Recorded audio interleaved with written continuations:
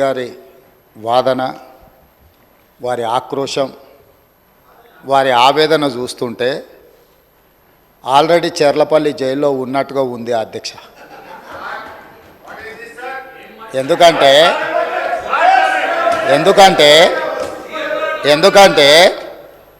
Judicial enquiry order ఇచ్చినప్పుడు judicial enquiry order ఇస్తామని మేము అనలేదు అధ్యక్ష. ఇదే సభలో మంత్రివర్యులు కోమటిరెడ్డి వెంకటరెడ్డి గారు కొన్ని అంశాలను ప్రస్తావించినప్పుడు మా నిజాయితీని మేము నిరూపించుకుంటాం, సత్యహరిశ్చంద్రుడు ఆ వంశంలోనే మేము ఉన్నాం, సత్యహరిశ్చంద్రుడు తర్వాత మా నాయకుడు చంద్రశేఖర్ రావే సత్యహరిశ్చంద్రుడు అవతారంలో కలియుగంలో జన్మించిండు, కాబట్టి మీరు ఎంక్వైరీకి ఆదేశాలు ఇవ్వండి అని చెప్పి ఆ సభ్యుడే అడిగిండు అధ్యక్ష. సో వారు నిజాయితీని నిరూపించుకోవడానికి, వారు సత్యహరిశ్చంద్రుడి వంశమని తెలంగాణ సమాజానికి అంతా చెప్పుకోవాలని వారు అడిగినప్పుడు వారిని ఎందుకు బాధ పెట్టాలని చెప్పి ఛత్తీస్గఢ్ నుంచి కొనుగోలు చేసిన 1000 మెగావాట్ల విద్యుత్ ఒప్పందము, యాదాద్రి 260x4 1040 మెగావాట్ల భద్రాద్రి పవర్ ప్రాజెక్టు నిర్మాణం సబ్ క్రిటికల్ టెక్నాలజీ తోటి, అదేవిధంగా యాదాద్రి 4000 మెగావాట్ల విద్యుత్ ఒప్పందం బిహెచ్ఎల్కి ఇచ్చిన దానికి సంబంధించి వారు అడిగితేనే ఇదే సభలో చర్చ జరిగితే తమరి అధ్యక్షతన రాష్ట్ర ప్రభుత్వం ఆమోదించింది. ఎప్పుడైతే మేము ఆమోదించి విచారణకు జ్యుడిషియల్ ఎంక్వైరీ కోసం చీఫ్ జస్టిస్ ఆఫ్ తెలంగాణకు లెటర్ రాస్తే సిట్టింగ్ జడ్జిలను కేటాయించలేం, రిటైర్డ్ జడ్జిలతో మీరు విచారణ చేసుకోండి అని కోర్టు నుంచి మాకు సమాచారం అందిన తర్వాత జస్టిస్ ఎల్ నరసింహారెడ్డి గారిని మేము నియమించినాం అధ్యక్ష. వారు విచారణ క్రొనలాజికల్గా చేసుకుంటూ సంబంధిత శాఖ మంత్రికి ఆనాడు, సంబంధిత ఆనాటి ముఖ్యమంత్రికి, మీరందరూ కూడా మీరు నిజాయితీ పరులు సత్యహరిశ్చంద్రులు అన్నారు కదా, కమిషన్ దగ్గరకు వచ్చి మీ వివరాలు ఇవ్వండి అని అడిగినారు అధ్యక్ష. అంటే ఒక కమిషన్ వేసిన తర్వాత కమిషన్ విచారణ చేసేటప్పుడు, కమిషన్ సమన్ చేసినప్పుడు బాధ్యత గల పౌరుడిగా, ప్రజాప్రతినిధిగా అక్కడికి వెళ్ళి తమ వాదనను, ఇక్కడ ఏదైతే వాదన వినిపించాలనుకున్నారో ఆ విచారణ కమిషన్ ముందర వెళ్ళి వీరు వాదన వినిపించి ఉంటే నిజంగానే వాళ్ళ నిజాయితీ అంతా బయటకు వచ్చి ఉండేది కదా అధ్యక్ష. అక్కడికి వెళ్ళకుండా ఆ కమిషనే వద్దు, ఆ వ్యక్తే వద్దు, ఇవన్నీ వద్దని వాళ్ళే కోర్టుకు వెళ్ళిండ్రు. హైకోర్టు వాళ్ళ వాదనను తిరస్కరించింది. సుప్రీంకోర్టుకు వెళ్ళిండ్రు. సుప్రీంకోర్టు ఏమన్నది, విచారణ కొనసాగించాల్సిందే, విచారణని మీరు క్వాష్ చేయమని అడిగింది, అది కుదరదు, కాకపోతే మీకు అభ్యంతరం వల్ల ఆ కమిషన్ చైర్మన్గా వ్యవహరిస్తున్న వ్యక్తి పట్ల మీకు ఏమైనా అభ్యంతరాలు ఉంటే వ్యక్తిని మారుస్తున్నాము అని చెప్పి సుప్రీంకోర్టు మార్చడానికి ప్రభుత్వాన్ని కూడా అడిగింది. మీ ఆలోచన ఏందని? మాకేం ఆలోచన లేదు, ఏ వ్యక్తిని వేసినా సరే విచారణ జరగాలన్నదే ప్రభుత్వం ఆలోచన. ఖచ్చితంగా మా కోర్టు అడిగితే మేము మంచిది మారుస్తాము అని చెప్పి ఒప్పుకున్నాము. వారు కోరుకుంటున్నారు కాబట్టి ఈరోజు సాయంత్రానికల్లా ఎవరిని వేయాలో ఆ విచారణ కమిషన్కు కొత్త చైర్మన్ కూడా ఈరోజు సాయంత్రం నియమిస్తాం అధ్యక్ష. ఇక రెండవ పాయింట్, వాళ్ళేదో తెలంగాణకు విద్యుత్ వెలుగులు తెచ్చినట్టు, తద్వారా తెలంగాణ అంతా దగదగా మెరిసిపోతున్నట్టు ఇంకెంతకాలం ఊదరగొడతారు అధ్యక్ష. ఈ తెలంగాణ రాష్ట్రం, ఉమ్మడి రాష్ట్రంలో హైదరాబాద్ నగరంలో పెట్టుబడులు తీసుకురావాలని, ఈ పెట్టుబడుల ద్వారా ఈ ఆనాటి ఉమ్మడి రాష్ట్రానికి ఆదాయం పెరగాలని చంద్రబాబు నాయుడు గారు ముఖ్యమంత్రిగా ఉన్నప్పుడు 24 గంటల విద్యుత్తు ఇవ్వాలి ఈ ప్రాంతంలో అని ఒక నిర్ణయం తీసుకున్నారు. డాక్టర్ వైఎస్ రాజశేఖర రెడ్డి గారు వచ్చిన తర్వాత దాన్ని ఇంకా విస్తరించి ఐటీ కంపెనీలకు కానీ హైదరాబాదు నగరానికి కానీ ఒక్క క్షణం కూడా విద్యుత్ కోతలు ఉండడానికి వీల్లేదు అని ఆనాడు తీసుకున్న నిర్ణయాల వల్ల నిరంతర విద్యుత్తు సరఫరా జరగడం వల్ల ఐటీ కంపెనీలు, ఫార్మా కంపెనీలు, hotel industry, food industry, sports అన్నీ నగరానికి వచ్చి ఈ నగరంలో ఒక అంతర్జాతీయ ఎయిర్పోర్టు, ఒక ఔటర్ రింగ్ రోడ్డు, హైటెక్ సిటీలు రావడం వల్ల హైదరాబాద్ నగరం విశ్వనగరంగా అవతరించి ఈనాడు తెలంగాణ రాష్ట్రానికి వస్తున్న ఆదాయంలో అత్యధిక భాగము ఆనాడు కాంగ్రెస్ పార్టీ యూపీఏ 1 యూపీఏ 2లో తీసుకున్న నిర్ణయాల వల్ల ఈ నగరానికి ఆదాయం పెరిగింది. కానీ రాష్ట్ర విభజన జరిగినప్పుడు విభజన నియమావళి ప్రకారం ఆస్తులు అప్పులు జనాభా దామాష ప్రకారం పంచుకోవడానికి చట్టంలో అవకాశం ఉంది అధ్యక్ష. దాని ప్రకారమే 42% జనాభా ఉన్న తెలంగాణకు 42% అప్పులు, అదేవిధంగా 58% జనాభా ఉన్న ఆంధ్రప్రదేశ్కి 58% అప్పులు ఆస్తులు పంపకాలు జరిగినాయి. కానీ విద్యుత్తులో మధ్యప్రదేశ్ విడిపోయినప్పుడు, జార్ఖండ్ మధ్యప్రదేశ్ నుంచి విడిపోయినప్పుడు, బీహార్ మధ్యప్రదేశ్ నుంచి కొంత ప్రాంతం విడిపోయినప్పుడు స్పష్టంగా ఛత్తీస్గఢ్, జార్ఖండ్ ఇవన్నీ రాష్ట్రాలు ఏర్పడినప్పుడు ఒక సమస్యను ఎదుర్కొన్నారు. ఆనాడు దిగ్విజయ్ సింగ్ గారు ముఖ్యమంత్రిగా ఉన్నప్పుడు చట్టంలో ఉన్న అంశం ఏంటంటే విద్యుత్తు ప్రాజెక్టులు ఏ ప్రాంతంలో విద్యుత్తు ఉత్పత్తి చేసే సామర్థ్యం ఉన్నదో అవి ఆ ప్రాంతానికే ఇచ్చేసే విధానం ఉంది చట్టంలో. తద్వారా ఆనాడు మధ్యప్రదేశ్ సీరియస్ పవర్ క్రైసిస్ని ఎదుర్కొన్నది. ఉత్పత్తి చేసేటివేమో కొత్తగా ఏర్పడ్డ రాష్ట్రానికి వెళ్ళిపోయినాయి. వినియోగం మొత్తం మధ్యప్రదేశ్లో ఉండడం వల్ల చాలా తీవ్రమైన విద్యుత్తు సంక్షోభాన్ని ఎదుర్కొన్నది. అదే సందర్భంలో ఉమ్మడి రాష్ట్రంలో కిరణ్ కుమార్ రెడ్డి గారు కట్టెపుల్ల పట్టుకొని మొత్తం ఇవన్నీ చెప్పిండు, విడిపోతే తెలంగాణ చీకటి అయిపోతుంది, ఎందుకంటే నియమావళి ఇట్లు ఉన్నది కాబట్టి ఇది అటు పోతుందని. అప్పుడు తక్షణమే తెలంగాణ ప్రాంతం నుంచి పార్లమెంట్ సభ్యులు ఇక్కడనే ఉన్నారు, పొన్నం ప్రభాకర్ గారు, రాజగోపాల్ రెడ్డి గారు, అదేవిధంగా వివేక్ గారు, వీళ్ళందరూ కలిసి నిజంగానే ఈ విధానం వల్ల తెలంగాణకు నష్టం జరుగుతుంది, ఈ ఉత్పత్తి చేసే సామర్థ్యం అంతా ఆంధ్రప్రదేశ్లో ఎక్కువ ఉంది, తెలంగాణలో తక్కువ ఉంది, అందుకే తెలంగాణ ఉద్యమం వచ్చింది కాబట్టి ఈ విధానంతో ముందుకు వెళ్తే తెలంగాణకు నిజంగానే చీకటి రోజులు వస్తాయి, దీన్ని సరిదిద్దాలి అని చెప్పి వీళ్ళందరూ కలిసి ఆనాడు కేంద్ర మంత్రి జైపాల్ రెడ్డి గారి దగ్గర వెళ్ళి కూర్చున్నారు అధ్యక్ష. జైపాల్ రెడ్డి గారు అప్పుడు అందరితో చర్చించి తెలంగాణలో విద్యుత్ రంగ నిపుణులతో మాట్లాడి ఏం చేస్తే బాగుంటుంది అని అంటే ఒక సవరణ తీసుకురావాలి. ఏంది?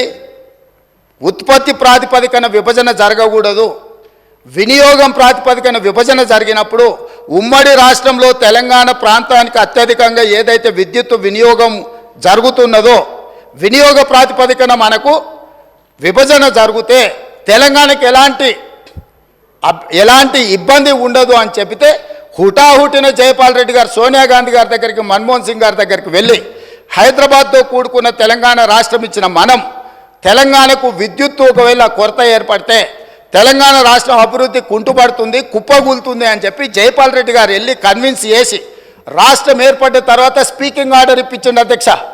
విభజన చట్టంలో లేని, రాజ్యాంగంలో లేని ప్రత్యేకమైన మినహాయింపు ఒక్క తెలంగాణ రాష్ట్రానికి ఆనాడు ఇక్కడ ఉన్న ఎమ్మెల్యేలు ఆనాడు ఎంపీలుగా పోయి జైపాల్ రెడ్డి గారితో మాట్లాడితే జైపాల్ రెడ్డి గారు కేంద్ర మంత్రిగా ప్రధానమంత్రి మన్మోహన్ సింగ్ గారిని, యూపీఏ చైర్పర్సన్ సోనియా గాంధీ గారిని ఒప్పించి వినియోగం ప్రాతిపదికన 53.46% అంటే దాదాపుగా 54% తెలంగాణ రాష్ట్రానికి, 46% ఆంధ్రప్రదేశ్ రాష్ట్రానికి. వాస్తవంగా ఉత్పత్తి సామర్థ్యం ప్రకారం చూసుకుంటే 36% తెలంగాణలో ఉండే, 64% ఆంధ్రప్రదేశ్లో ఉండే. విభజన చట్టం ప్రకారం తెలంగాణకు 36% వచ్చే విధంగా, ఆంధ్రప్రదేశ్కి 64% వచ్చే విధంగా ఉంటే జైపాల్ రెడ్డి గారు తీవ్రమైన కృషి చేసి తెలంగాణ రాష్ట్రానికి 53.46% ఇప్పించి కేంద్ర ప్రభుత్వాన్ని నుంచి ఆదేశాలు ఇప్పించి ఆనాడు తెలంగాణ రాష్ట్రాన్ని చీకట్ల నుంచి కాపాడింది అధ్యక్ష. ఇక్కడ కూర్చున్న వాళ్ళు పొంకనాలు కొడుతున్నోడు ఎవడేం చేయలే. అదేవిధంగా ఆనాడు నేను తెలుగుదేశంలో ఉన్న ఎమ్మెల్యేగా ఇదే సభలో ఇక్కడనే చంద్రశేఖరరావు గారు ముఖ్యమంత్రిగా ఉంటే అక్కడ ప్రతిపక్ష నాయకుడిగా విద్యుత్తు మీద చర్చ జరిగింది. ఆనాడు సమాధానం చెప్పలేక తెలంగాణకు చీకటి రోజులని పేపర్లు కింద కొట్టి ఆనాడు స్పీకర్ గారికి ఇక్కడి నుంచి హుకుం జారీ చేసి మార్షల్స్ను పెట్టి నా నీడ్చి బయటపడేపించింది అధ్యక్ష. రికార్డులు తీయండి. 2014-15 సందర్భంగా ఆనాడు ఇదే సభలో జరిగిన చర్చలో చంద్రశేఖరరావు గారు ఏ విధంగా సభను తప్పుదో పట్టిస్తుండు, ఏ విధంగా ప్రజల్ని మభ్యపెడుతుండు, ఏ రకంగా కాంగ్రెస్ పార్టీ ఆ రోజు నేను తెలుగుదేశంలో ఉన్నా నేను స్పష్టంగా చెప్పిన ఆ రోజు రికార్డులు తీయండి అధ్యక్ష, మీరు సభను వాయిదాయండి, అవసరమైతే రికార్డులు తీద్దాం. నేను ఆ రోజు చెప్పిన సోనియా గాంధీ గారి దయ వల్ల, జైపాల్ రెడ్డి గారి కృషి వల్ల తెలంగాణ రాష్ట్రానికి ఈ విద్యుత్ సంక్షోభం నుంచి గట్టెక్కింది. నేను తెలుగుదేశం ఎమ్మెల్యేగా ఉన్నా వాస్తవాలను చెప్పాలి అని చెప్పి అక్కడి నుంచి నేను తెలుగుదేశం ఎమ్మెల్యేకి ఈ సభలో మాట్లాడితే ఈ సభ్యుడు వాళ్ళని పొగడతాడా, మార్షల్స్ని పెట్టి ఈడ్చి బయట పడేయండి, నన్ను ఈడ్చి బయట పడేపించండి అధ్యక్ష.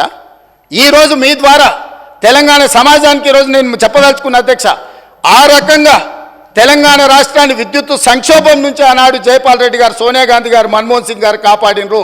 ఆ తర్వాత ఉమ్మడి రాష్ట్రంలో తీసుకున్న నిర్ణయాల వల్ల భూపాలపల్లిలో ఉన్న 1200 మెగావాట్లు కానీ ఇతర ప్రాంతాలలో ఆనాడు ఉమ్మడి రాష్ట్రంలో ప్రారంభించిన పవర్ ప్రాజెక్టులు తెలంగాణ రాష్ట్రం వచ్చిన తర్వాత ఉత్పత్తిలోకి వచ్చినాయి. కాబట్టి అడిషనల్ పవర్ మొత్తం మనకు యాడ్ అవ్వడం వల్ల తెలంగాణలో విద్యుత్ సంక్షోభాన్ని నుంచి మనం బయటపడ్డాం అధ్యక్ష. ఇవాళ నేను సూటిగా సవాలు విసురుతున్నా. ఆనాడు 7000 చిల్లర మెగావాట్లు ఉంటే మేము 19,000 చిల్లరకి తీసుకెళ్ళినామని. ఎవరు అధ్యక్ష? వీళ్ళ తాతలు ఏమైనా ఉత్పత్తి చేసిరా, వీళ్ళేమైనా చేసిరా? సోలార్ పవర్ ప్రాజెక్టులో 5,600 మెగావాట్లు ఈరోజు చెప్పుకుంటారు కదా. ప్రైవేటు పెట్టుబడులు ప్రైవేట్ వాళ్ళు తీసుకొచ్చి పెట్టింది అధ్యక్ష. రాష్ట్ర ప్రభుత్వానికి అనాపైస సంబంధం లేదు. 10 సంవత్సరాలు వీళ్ళ ఏలుబడిలో సోలార్ పవర్ ఓన్లీ 1 మెగావాట్ అధ్యక్ష. సిగ్గు లేకుంటే ఇంకా కూడా మేము విద్యుత్తును ఉత్పత్తి చేసామని అబద్ధాలు చెప్పి సభను తప్పుదోవ పట్టించే ప్రయత్నం చేస్తున్నారు అధ్యక్ష. అదేవిధంగా అధ్యక్ష, ఇవాళ బిహెచ్ఎల్కు మేము నామినేషన్ పేజ్ మీద ఇచ్చినాం. గవర్నమెంట్ టు గవర్నమెంట్ ఇస్తే కమిషన్లు వస్తాయా? ఇది పద్ధతేనా? మీరు ఎక్కడ గండి కొట్టిరు, ఎక్కడ బొక్కిండ్రు, ఎక్కడ మెక్కిండ్రు మాకు తెలియదు అనుకుంటున్నారు అధ్యక్ష. మేమేం చదువుకోకుండానే ఇక్కడికి వచ్చినాం అనుకుంటురా అధ్యక్ష? బిహెచ్ఎల్కు ఉన్న కెపాసిటీ, ఎలక్ట్రోమెకానికల్ ఎక్విప్మెంట్ ఉత్పత్తి చేసే సామర్థ్యమే ఉంది. బిహెచ్ఎల్కు civil balance of plant work అంటారు. అంటే సంస్థ ఒక విద్యుత్ ఉత్పత్తి చేయాలంటే బ్రాయిలర్స్ మెకానికల్ ఎక్విప్మెంటే కాదు అధ్యక్ష, సివిల్ వర్కులు ఉంటాయి. సివిల్ వర్క్లు అంటే ప్లాంట్ను ప్రిపేర్ చేయడం కానీ, తెచ్చిన మిషన్లు ఫిట్ చేయడం కానీ, దాని కాంపౌండ్ కానీ, దాని రూఫ్ కానీ, సరే అక్కడ ఉండే ఎంప్లాయీస్ క్వార్టర్స్ కానీ, ఇవన్నీ. సో ఎప్పుడు కూడా ఈ దేశంలో ఉమ్మడి రాష్ట్రంలో ఏదైనా పవర్ ప్రాజెక్టు నిర్మాణానికి ఎలక్ట్రోమెకానికల్ ఎక్విప్మెంట్ సంబంధించిన ఉత్పత్తి కానీ లేకపోతే సరఫరా కానీ బిహెచ్ఎల్కి ఇస్తారు, లేకపోతే బిహెచ్ఎల్ లాంటి సంస్థలకు ఇస్తారు. మిగతా సివిల్ వర్కులు మొత్తం BOP balance of plant work అంటారు. అవి మిగతా కాంట్రాక్టర్లకు ఇస్తారు. వీళ్ళిద్దరు సమన్వయం చేసుకొని విద్యుత్ శాఖ అధికారులు, ఇంజనీర్ల పర్యవేక్షణలో సివిల్ వర్కులు చేసే కంపెనీ సివిల్ వర్కులు చేస్తుంది, ఎలక్ట్రోమెకానికల్ ఎక్విప్మెంట్ చేసే పని చేస్తారు. ఆ రెండింటిని కలిపి ప్రాజెక్టులు నిర్మిస్తారు అధ్యక్ష. ఇప్పటివరకు దేశంలో జరిగింది. కానీ తెలివితేటలు గల్లోళ్ళు, ఎట్లయితే కొట్టేయాలనో తెలిసిన వాళ్ళు, వీళ్ళు తెలివితేటలన్నీ ప్రదర్శించి G2G బిహెచ్ఎల్కి ఇస్తున్నాం అనే నెపం మీద ఏదైతే అంచనాల రేట్ల ప్రకారం వీళ్ళు డైరెక్ట్గా బిహెచ్ఎల్కి ఇచ్చారు అధ్యక్ష. బిహెచ్ఎల్కు 4,000 మెగావాట్లు దాదాపు 29,000 చిల్లర కోట్లు. నేను సబ్జెక్టు కరెక్షన్, నేను రికార్డు మళ్ళీ తీసుకొని చెప్తా అధ్యక్ష. ఆనాడు ఒప్పందం చేశారు. బిహెచ్ఎల్ నుంచి వీళ్ళ బినామీలు, వీళ్ళ బంధువులు, వీళ్ళకి కావాల్సిన వాళ్ళు సివిల్ వర్కులు మొత్తం మళ్ళీ బిహెచ్ఎల్ నుంచి వాళ్ళ కాంట్రాక్ట్ ఇచ్చారు అధ్యక్ష. ఈరోజు విచారణకి ఇస్తే ఎందుకు గుండెలు బాదుకుంటారు అధ్యక్ష? ఉన్నదంతా బిహెచ్ఎల్కి అయితే కేంద్ర ప్రభుత్వము సంఘ సంస్థకే ఇచ్చినప్పుడు బాధ ఎందుకు పడుతున్నారు అధ్యక్ష? కోర్టుకి ఎందుకు పోయినరు? విచారణ జరగొద్దని ఎందుకు అంటున్నారు? ఎందుకు పొడ పేపర్లు పెడుతున్నారు? ఈరోజు బిహెచ్ఎల్ నుంచి సివిల్ వర్కులు మొత్తము ప్రైవేట్ కాంట్రాక్టర్లకు వీళ్ళ బినామీలకు ఇచ్చిండ్రు. 1,000 కోట్ల రూపాయలు ఒప్పందాలు జరిగినాయి. అందులో ఫ్రాడ్ జరిగింది.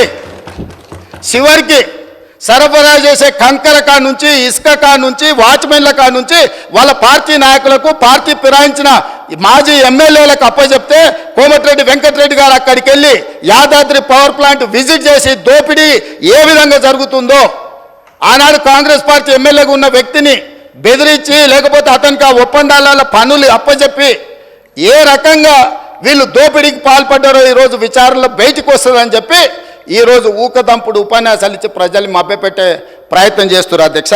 అదేవిధంగా అధ్యక్ష, మేము మీకు ఇక్కడ ఒక ఇది నేను చెప్పదలుచుకున్నాను.